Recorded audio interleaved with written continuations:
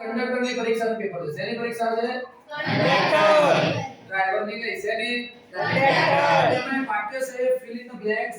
If I had known about the party, બે લખ્યું છે. If I had known about the party, second sentence છે I fill the blanks gone.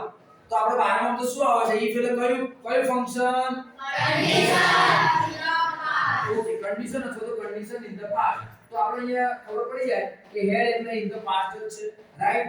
તો if વાળા વાક્યમાં કઈ વાક્ય રચના આવે? સેકન્ડ સેન્ટેન્સમાં.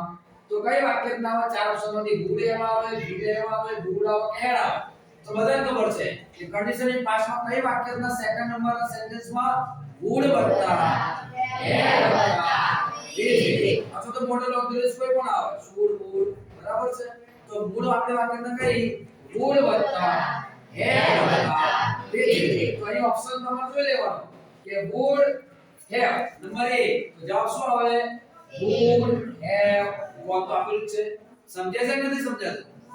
તો ટૂંકમાં લેંગ્વેજ ફંક્શન ની અંદર એનો ટાઇટલ તો આવડવું જોઈએ, વત્તા એની વાક્ય રચના આવડવી જોઈએ, પ્લસ B1 B2 અને B3 આટલું આવડે તો ગ્રામરમાં કોઈ પ્રોબ્લેમ થાય નહીં. સમજાય છે? ઓકે.